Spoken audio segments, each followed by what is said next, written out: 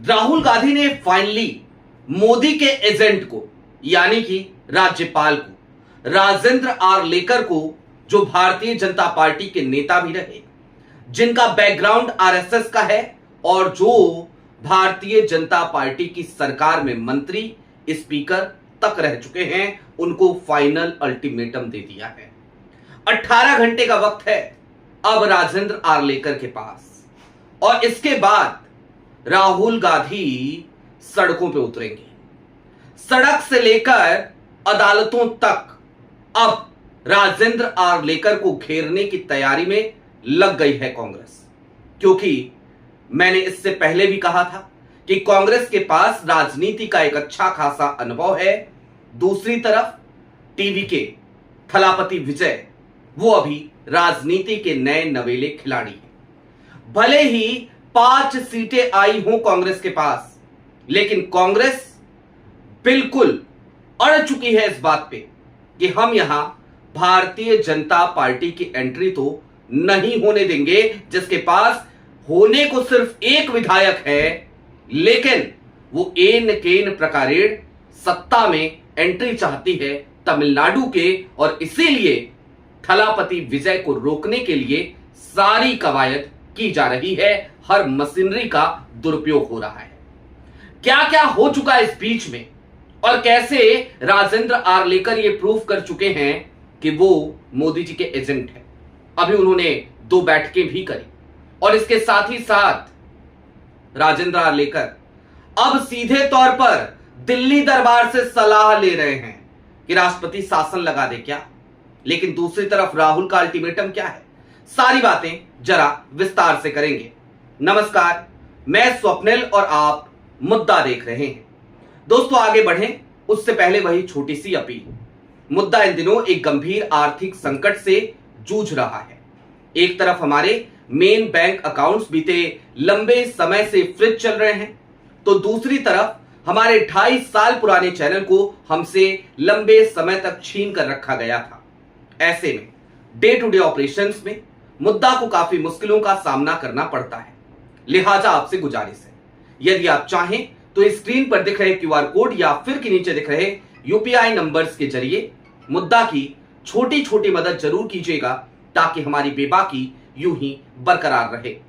अब आगे बढ़ते हैं और जरा सिलसिलेवार तरीके से समझने की कोशिश करते हैं कि कैसे अपना नकाब खुद उतार रहे हैं तमिलनाडु के राज्यपाल राजेंद्र आर्लेकर। सबसे पहले आपकी स्क्रीन पर एक खबर है, इस खबर को जरा गौर से देखिए। राजेंद्र आर्लेकर कंसल्ट कर रहे हैं, सलाह ले रहे हैं। किससे ले रहे हैं? केंद्र सरकार की काउंसिल से। केंद्र सरकार की काउंसिल से सलाह ले रहे हैं। ये जब खबर आई तो मुझे बड़ी हंसी भी आई, क्योंकि अभी तक वो जो कुछ भी कर रहे हैं उसमें सीधे तौर पर यह दिख रहा है कि भैया वो राज्यपाल के तौर पर काम नहीं कर रहे, वो मोदी जी के एजेंट के तौर पर ही तमिलनाडु में काम कर रहे हैं।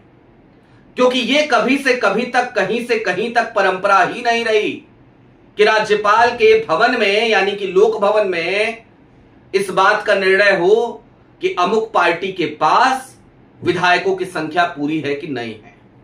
यह हमेशा फ्लोर टेस्ट पे होता है, यह हमेशा साबित फ्लोर टेस्ट में किया जाता है, सदन के भीतर होता है, विधानसभा में होता है।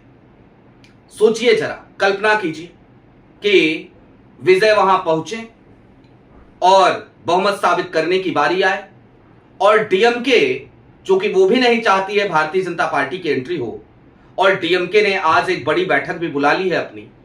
सोचिए अगर वो वॉकआउट कर जाए, बहुमत का आंकड़ा कम हो जाएगा, विजय फ्लोर टेस्ट पास कर जाएंगे, विजय सरकार चला सकेंगे।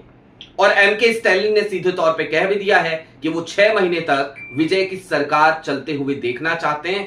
कोई अड़ंगा कम से कम 6 महीने तक नहीं डालेंगे। वो ये चाहते हैं कि तमिलनाडु के लोगों को वो तमाम सुविधाएं मिलती रहे जिनकी शुरुआत उनकी सरकार ने करी थी।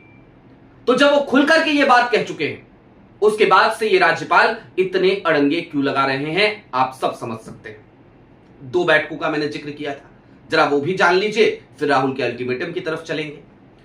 2 बैठकें आज करी तमिलनाडु के राज्यपाल राजेंद्र आर्लेकर ने। पहली बैठक तमिलनाडु के चीफ सेक्रेटरी के साथ और दूसरी बैठक तमिलनाडु के डीजीपी के साथ। कुल मिलाकर इसे इस तरीके से समझिए कि पृष्ठभूमि तैयार हो गई है कि अब वहां पर राष्ट्रपति शासन लगेगा ही लगेगा। विजय को सरकार नहीं बनाने देंगे। हालांकि अगर नहीं बनाने देंगे तो भारतीय जनता पार्टी का कोई नामलेवा भी नहीं बचेगा। यह भी एक क्रूर सच्चाई है। ज्ञानेश कुमार चाहे जितनी भी कोशिश कर लें, तमिलनाडु में अभी इतना कीचड़ वो फैला नहीं पाई है भाजपा कि वहां पर वो कमल खिला सके। कल पवन खेड़ा ने अपने प्रेस कॉन्फ्रेंस पे कहा था ना कि भाई पहले कीचड़ फैलाया जाता है फिर कमल खिलता है। तो तमिलनाडु में, केरल में यहां अभी इतना कीचड़ ये लोग फैला नहीं पाए। खैर, ये जो दो मुलाकातें हुई ना चीफ सेक्रेटरी से तमिलनाडु के और उसके साथ ही साथ डीजीपी से, ये दरअसल अब मुख्यमंत्री वाला फील वहां पे लेने लगे हैं। राज्यपाल, राष्ट्रपति शासन वाला फील लेने लगे हैं वहां पे राज्यपाल राजेंद्र आर लेकर। पूरी जिंदगी कभी मुख्यमंत्री तो बन नहीं पाए, मंत्री ही रहे, विधानसभा अध्यक्ष रहे, तो अब सोच रहे हैं कि चलो जरा इसी का थोड़ा सा एक अनुभव ले लिया जाए। अब इससे आगे बढ़िए और अब चलिए उस दूसरे हिस्से पर, राहुल गांधी के अल्टीमेटम पर। आज की तारीख में हालांकि लोक भवन के सामने टीवीके के तमाम कार्यकर्ता पहुंचे और उन्होंने प्रोटेस्ट वहां किया है। तमिलनाडु के कोने कोने से जो लोग विजय, थलापति विजय के शपथ ग्रहण का गवाह बनने आए थे, वो भी तमिलनाडु की सड़कों पर कहीं कोई रो रहा है, कहीं कोई किसी मंदिर में जाकर के मत्था टेक रहा है, हर कोई अपने अपने भगवानों से प्रार्थना कर रहा है। यह तस्वीर आज की तमाम जगहों की तमिलनाडु से देखने को मिल रही है। लेकिन इन सब के बीच कांग्रेस ने सीधे तौर पर एक ऐलान कर दिया, 11 बजे तक का वक्त दे दिया और कहा कि कल पूरे तमिलनाडु में जिले जिले में कांग्रेस का यूथ विंग, कांग्रेस की स्टूडेंट विंग और कांग्रेस यानी कि मेन कांग्रेस और साथ ही साथ महिला कांग्रेस भी, ये सभी इकट्ठा होंगे तमिलनाडु के हर जिले में और सड़कों पर उतर जाएंगे। अगर विजय को शपथ ग्रहण का न्योता आज नहीं मिलता है या कल 11 बजे सुबह तक नहीं मिलता है तो 11 बजे से कांग्रेस कल सड़कों पर होगी। खैर, अब सड़क पर अगर कांग्रेस उतर भी जाए तो क्या फर्क पड़े? फर्क पड़ता है। सुना है ना आपने कि संसद तभी आवारा होती है जब सड़कें सूनी हो जाती हैं। अगर सड़कों पर उतरेगी कांग्रेस, सड़कें सूनी नहीं रहेंगी और खास तौर पे तमिलनाडु जैसे राज्य में जहां पर विजय की अपनी एक पकड़ है, जहां पर विजय को लोग बतौर मुख्यमंत्री देखना चाहते हैं, जहां के नागरिकों ने विजय से कुछ उम्मीदें लगा रखी हैं, इसीलिए उनको 108 सीटों का मैंडेट दिया है। अगर उस जगह पर सड़कों पर लोग होंगे ना तो ये दिल्ली दरबार हिलता हुआ नजर आएगा। इसके अलावा अभिषेक मनु सिंघवी ने भी कल से लेकर अब तक लगातार कई बयान जारी कर दिए हैं और कांग्रेस और टीवीके आपस में इस बारे में भी कंसल्ट कर रहे हैं कि अगर गवर्नर का, राज्यपाल का यही रवैया बरकरार रहता है तो फिर आगे क्या? आगे जाहिर सी बात है एक ही रास्ता बचता है कांग्रेस के पास, एक ही रास्ता बचता है टीवीके के पास और वो रास्ता है अदालत का दरवाजा खटखटाने का। कांग्रेस उसकी तैयारी कर चुकी है और आपने देखा होगा बीते दिनों अभिषेक मनु सिंघवी ने किस तरीके से पवन खेड़ा को बेल दिलाई थी, अग्रिम जमानत दिलाई थी।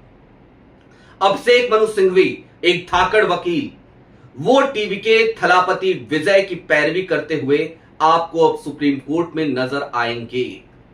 दूसरी तरफ और क्या क्या किया जा रहा है विजय के साथ, एन केन प्रकारेण लोकतंत्र को कैसे कुचल दिया जाए, इसकी जुगत में हमेशा लगी रहने वाली भारतीय जनता पार्टी आज एक विधायक वाली पार्टी है तमिलनाडु में, उसके बावजूद कुचक्र रचने से बाज नहीं आ रही। उसके बावजूद लोकतंत्र को अपने तानाशाही वाले पैरों से रौंदने के प्रयास में कोई कमी उसके अंदर नजर नहीं आ रही। क्या क्या कर रही है?